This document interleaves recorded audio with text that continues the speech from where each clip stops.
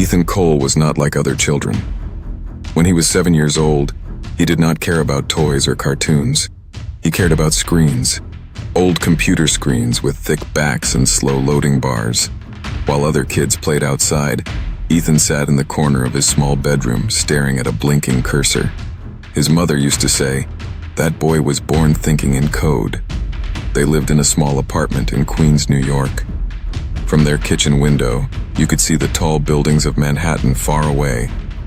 And beyond those buildings was a place Ethan would one day change forever: Wall Street. But when Ethan was young, he did not think about Wall Street.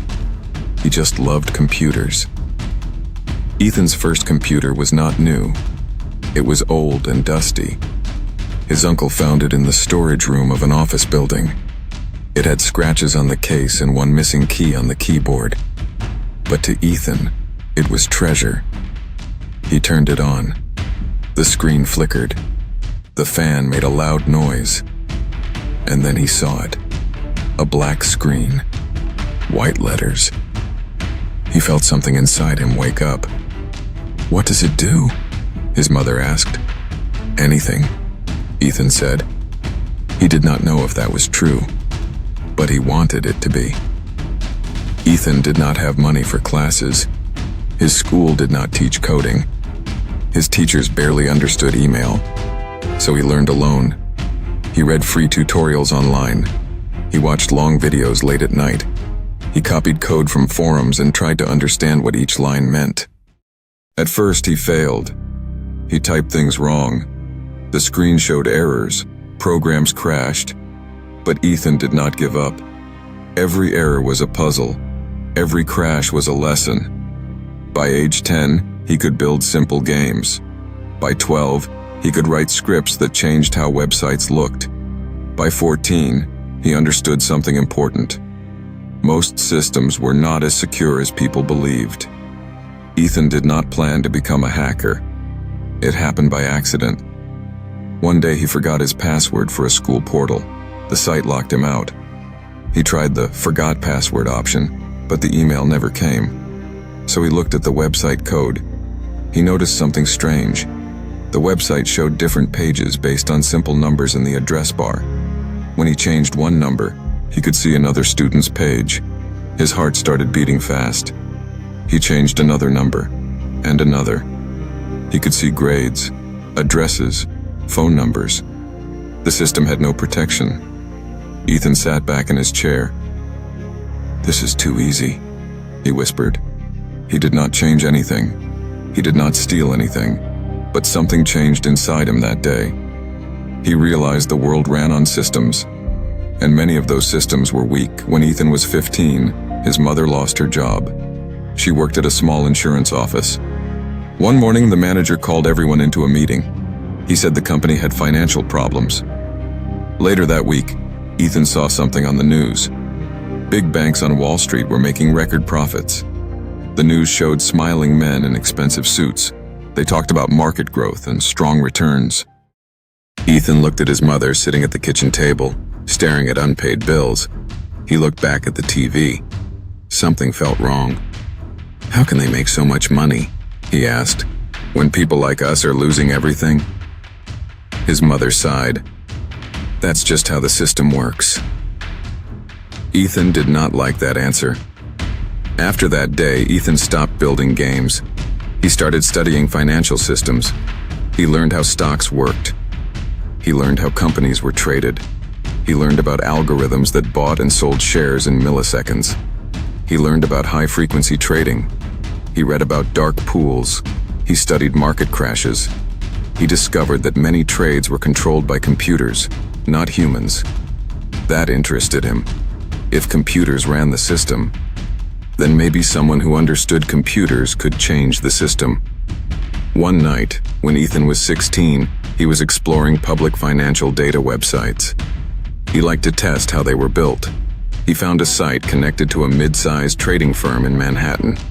The website looked normal, but something was wrong. The server responded too quickly to certain requests. That meant the connection might not be filtered correctly. Ethan tested carefully. He sent a simple query. The server answered with more data than it should. His eyes widened. "This shouldn't be open," he said softly. He dug deeper, slowly, carefully. He discovered a test server. It was not fully protected. It was connected to real-time trading simulations. The company name appeared in small letters at the bottom of the page. Harrison & Burke, Capital.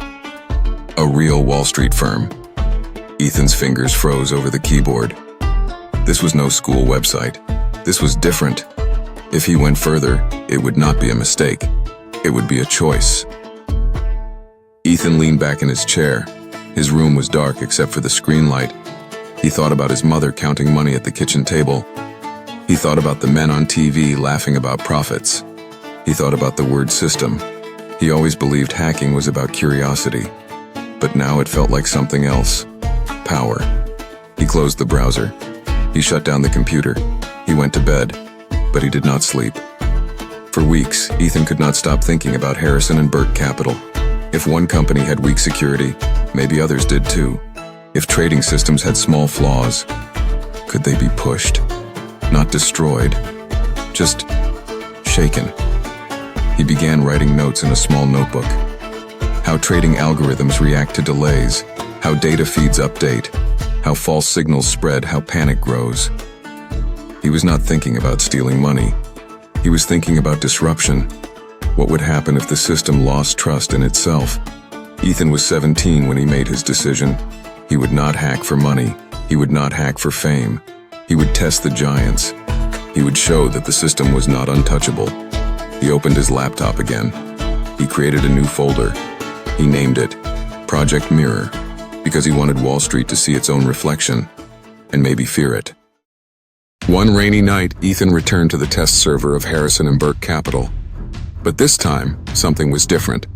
The test server was now connected to a live data bridge.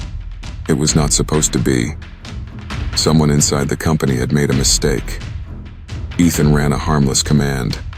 A simulated trade signal moved through the system. Seconds later, he checked a public trading dashboard. The real market shifted. Just a little. But it shifted. Ethan's breath stopped. He had touched the edge of Wall Street, and Wall Street had moved. He stared at the screen in silence. This was bigger than he thought. Much bigger. He was no longer just a curious boy with a computer. He was standing at the door of the most powerful financial system in the world. And the door was slightly open. Wall Street is not just one street. It is an idea. It is a place where money moves very fast. It is where people buy and sell pieces of companies. These pieces are called stocks.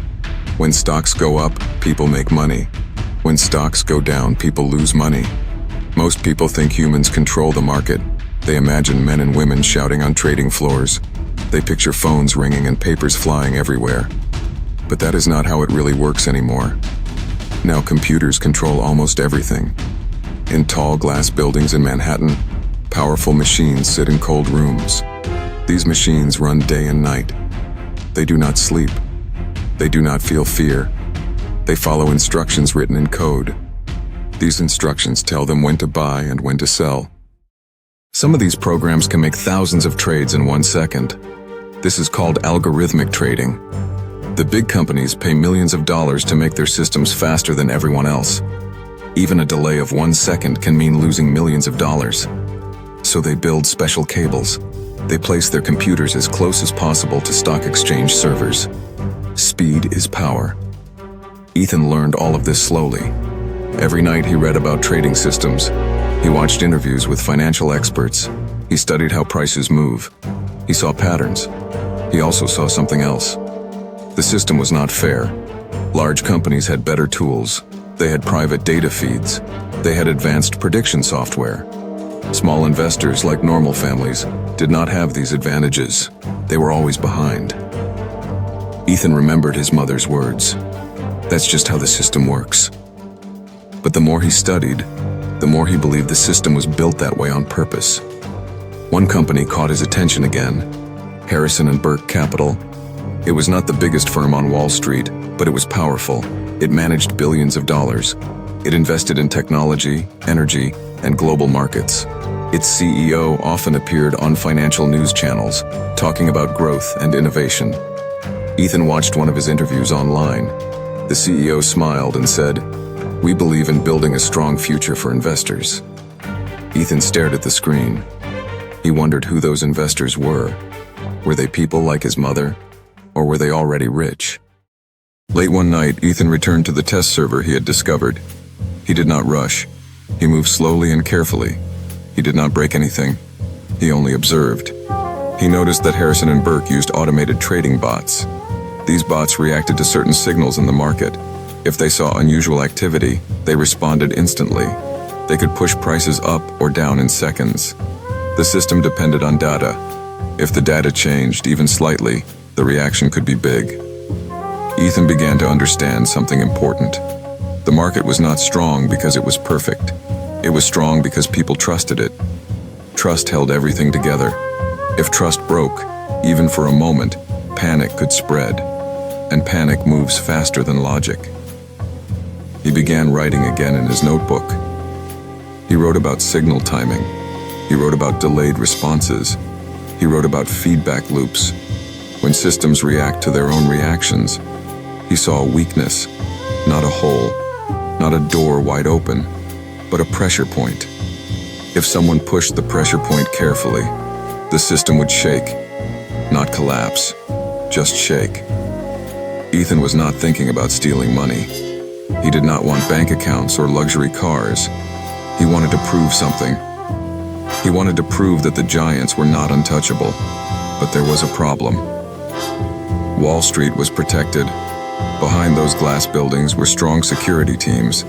Companies hired private cybersecurity firms. The government also watched for threats. There were agencies whose only job was to protect financial systems from attacks. Ethan knew he could not be careless. One mistake would end everything. He started using encrypted networks. He built virtual machines on his computer. He changed his digital footprint. He studied how hackers were caught in the past.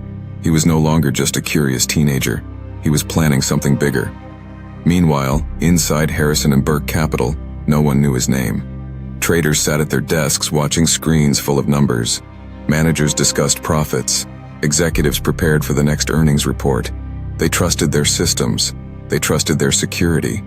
They believed they were safe.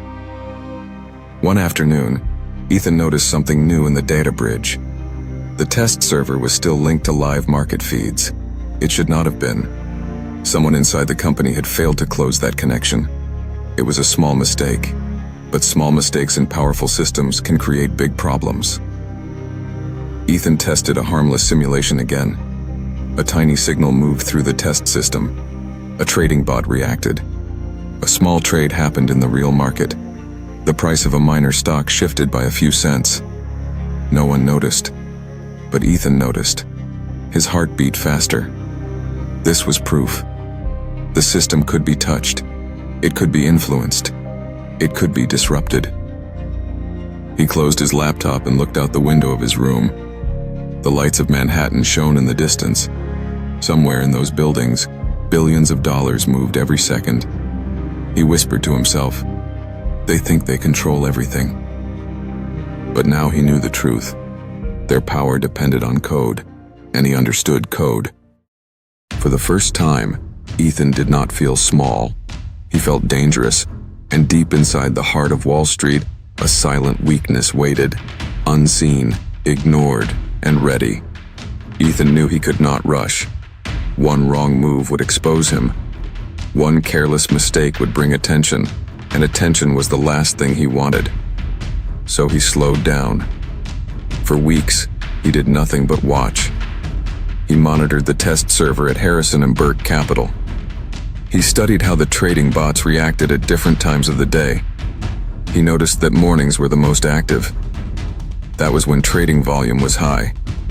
That was when the market was loud and fast. Noise was good for him. If something strange happened during a busy moment, it would be harder to trace. Ethan began building tools. Not weapons, tools. Small programs that could send signals in very controlled ways. Each tool had one simple job. One adjusted timing by milliseconds.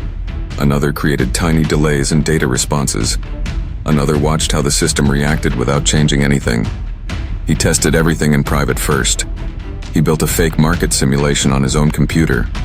He programmed trading bots similar to the ones used by large firms. He created fake stocks and fake price movements. Then he tested his ideas. Sometimes the market in his simulation barely moved. Other times it reacted strongly. He learned that systems can overreact when they detect unusual patterns. If one bot sells quickly, another bot may copy it. Then another. Soon, small movements grow bigger. It was like pushing the first domino.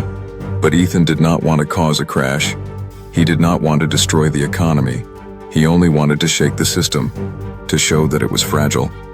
He wrote down rules for himself. He would never touch personal bank accounts. He would never steal money. He would never target small investors. He would only push the automated systems. This was about exposure, not profit. Still, he felt fear. At night, he imagined men in dark jackets knocking on his door. He imagined police lights flashing outside his apartment. He imagined his mother asking, "What have you done?" Sometimes he almost stopped. But then he would remember the news interviews, the smiling executives, the word system, and he would open his laptop again. He also knew he needed protection. Not physical protection, but digital protection. He began using multiple layers of security.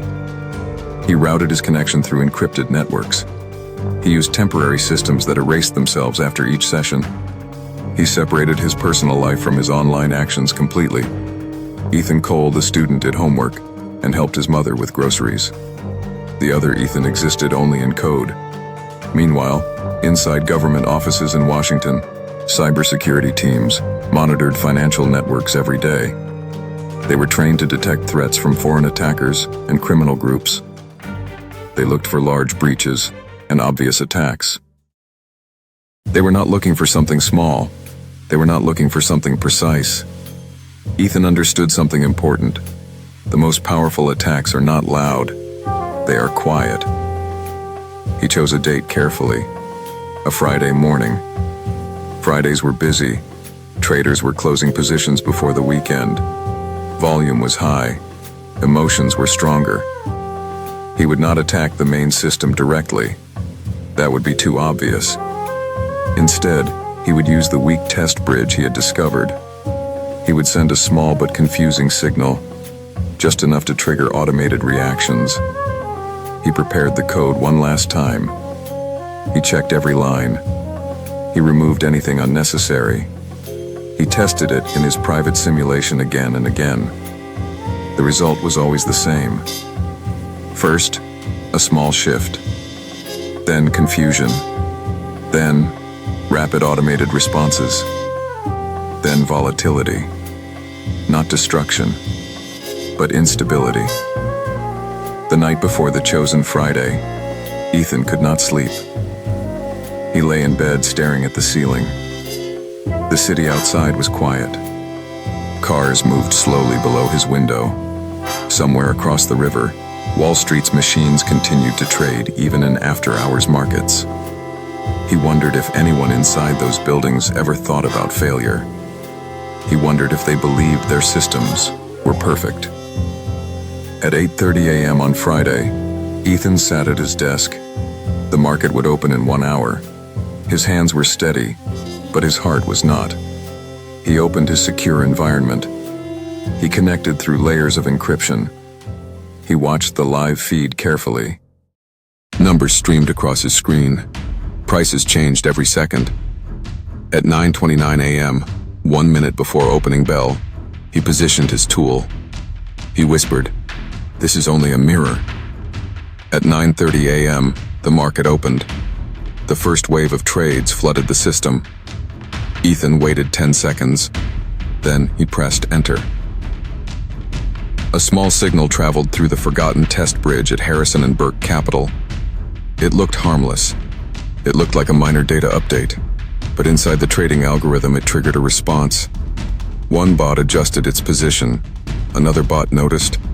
A third reacted to both. On Ethan's screen, he saw the first ripple. A stock price moved sharply for just a moment. He held his breath. This was the beginning. There was no turning back now. Deep inside Wall Street's digital heart, something had just been disturbed, and no one yet knew why. At first, nothing looked unusual. Traders inside the tall buildings of Wall Street watched their screens as they did every morning. Prices moved up and down.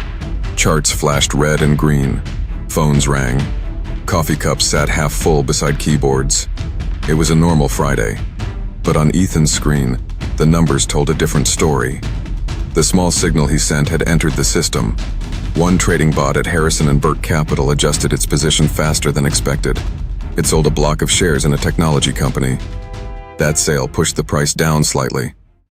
Other automated systems in the market noticed the drop. They reacted. Some started selling too, thinking something negative had happened. Others tried to buy quickly, expecting a rebound. The rapid buying and selling created confusion. Within seconds, the stock price jumped up and down in sharp movements. Inside Harrison & Burke, one junior analyst frowned at his monitor. The movement did not match any news event. There were no headlines, no company reports, no global crisis. Strange, he muttered. But the movement stopped for a moment, so he returned to his work. Ethan leaned closer to his screen. His heart was beating hard, but his face was calm. He had expected this reaction. It was part of the plan. He sent a second signal. This one was even smaller. Again, the trading bot reacted. Again, the system responded. But this time, the reaction spread further. A financial news algorithm picked up the sudden volatility. It flagged the stock as unusual activity. Other trading programs across the market detected the alert. More bots joined in. The stock price dropped quickly. Then it shot back up. Then it dropped again. Now traders began to notice. On one floor of Harrison & Burke, a senior manager stood up from his chair. "Why is that stock moving like that?" he asked loudly. No one had a clear answer. Across the city, other firms saw the movement and began adjusting their own positions. Some tried to protect themselves from possible losses. Others tried to take advantage of the chaos. The ripple became a wave. Ethan's hands hovered over his keyboard. He was not smiling. This was no game anymore. He was watching billions of dollars shift because of tiny changes in code. He sent the third signal. This one created a brief delay in the data response inside the test bridge. It lasted less than a second. But in high-frequency trading, even a fraction of a second can cause powerful reactions. The main trading algorithm at Harrison & Burke interpreted the delay as instability. It triggered an automatic safety response. It began selling several connected assets to reduce risk. Other firms saw the sudden selling pressure. Panic spread faster than logic.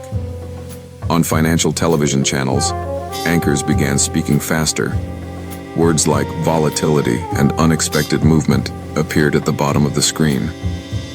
Investors watching from home felt nervous. Inside government monitoring offices, automated systems detected unusual trading patterns. Alerts appeared on dashboards. Analysts leaned forward, trying to understand the cause. Ethan stared at the chaos he had started. Multiple stocks were now moving sharply, not crashing completely, but shaking violently. The market felt unstable. Traders shouted across rooms. Managers demanded explanations. Risk officers checked exposure numbers again and again. For a brief moment, one major index dropped sharply before bouncing back. The room inside Harrison & Burke grew tense. The CEO was called into a conference room. Screens displayed flashing red lines. "Is this a cyber attack?" someone asked. "No breach detected," replied a security officer. "Systems are operational." They did not know about the forgotten test bridge. They did not know about the quiet connection still open. Ethan felt a wave of fear wash over him. This was bigger than he had imagined. The reaction was spreading beyond one firm. The entire market was feeling the pressure. He had wanted to shake the system, and now the system was shaking. News headlines appeared online. Markets experienced sudden volatility. Experts began giving early opinions. Some blamed global tensions. Others blamed automated trading systems. No one mentioned a teenager in a small apartment in Queens. After several intense minutes, circuit breakers inside the market slowed trading for a short period. This automatic pause allowed systems to reset and calm down. Gradually, the sharp movements began to reduce. Prices stabilized. The wave slowed. Inside trading floors, people exhaled slowly. Phones kept ringing, but the panic had lowered. Government analysts continued investigating. They searched for signs of foreign interference. They checked for malware. They reviewed traffic logs. Ethan watched the recovery in silence. He did not send another signal. He slowly disconnected from the test bridge. He erased temporary files. He shut down his secure environment. His room became quiet again. Outside his window, the city looked normal. Cars moved. People walked. The world had not ended. But something had changed. On Wall Street, executives were asking hard questions. How could the system react so strongly without a clear cause? Why had automated bots amplified the movement so quickly?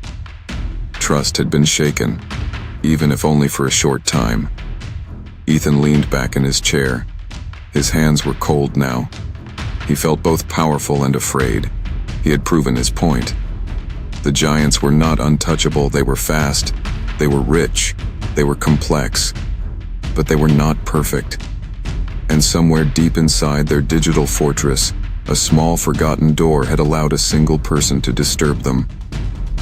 What Ethan did not know yet was that the hunt had already begun. After the market shock, federal investigators began searching for answers. Cybersecurity teams reviewed trading logs and network traffic. At first, they found nothing unusual. The systems looked clean. But one analyst noticed a small irregularity linked to a forgotten test server at Harrison and Burke. The connection had been active during the disruption. The FBI quietly joined the investigation. They traced digital paths across encrypted networks, slowly narrowing possibilities. Meanwhile, Ethan sensed the pressure growing. News reports mentioned a possible cyber event. He realized the system was fighting back. And somewhere in the data, a faint trail still carried his shadow. Ethan could feel the walls closing in. For days after the disruption, the news would not stop talking about the strange market event. Experts argued on television. Some blamed trading algorithms. Others blamed hidden technical errors. Government officials promised stronger protections. Harrison and Burke Capital announced a full internal investigation. Ethan stayed quiet. He did not log into the test server again. He avoided anything connected to the attack. He erased old files. He wiped external drives. He even considered destroying his laptop. But fear is hard to erase. One evening, he noticed something that made his stomach tighten. A cybersecurity report mentioned that investigators had found an unusual connection linked to a test environment. They did not know who accessed it, but they knew it had been used. Ethan understood what that meant. They were getting closer. He walked into the kitchen and saw his mother washing dishes. She looked tired, but she smiled when she saw him. "How was school?" she asked. "Fine," he replied. He looked at her hands, rough from years of work. He thought about everything he had risked. He had wanted to prove a point. He had wanted to show that powerful systems were fragile. But now he saw the other side. If he were caught, it would not just affect him. It would affect her. That night, he sat in his dark room, staring at his screen without turning it on. The city lights reflected in the black display. He had three choices. He could run. He could try to disappear into deeper layers of the internet, change his identity, and hide forever. He could stay silent and hope the investigators never found enough proof. Or he could step forward. He opened his laptop slowly. Instead of connecting to hidden networks, he opened a blank document. He began to write. He explained everything: the weak test bridge, the automated reactions, the lack of safeguards. He described how small signals created large instability. He made it clear that he never stole money. He never touched personal accounts. His goal had been exposure, not profit. He did not write his name. Not yet. He sent the document anonymously to several major news organizations and to financial regulators. He included technical details that proved the weakness was real. He warned that if one teenager could do this, others with worse intentions could do far more damage. Then he shut the laptop. The next morning, headlines exploded again. This time, the story was different. Reports spoke about structural weaknesses in automated trading systems. Lawmakers demanded reforms. Financial firms promised transparency. Harrison and Burke admitted to a configuration oversight. The focus shifted from finding a criminal to fixing a flaw. Investigators continued searching, but public pressure now centered on system safety. The narrative had changed. Ethan watched the news quietly. He knew he might still be discovered one day. Digital footprints are difficult to erase completely. But he also knew something else. He had held up a mirror to Wall Street, and Wall Street had seen its reflection. Weeks later, new regulations were proposed to strengthen test environments and limit automated chain reactions. Firms upgraded security. Oversight increased. Life in the apartment returned to normal. Ethan helped his mother with groceries. He went to school. He smiled more. He still loved computers. But now he understood something deeper. Power is not just about breaking systems. It is about choosing when not to. As the sun set over Manhattan, the towers of Wall Street glowed in orange light. Inside them, machines continued to trade at incredible speed. But somewhere in their code, there were new protections.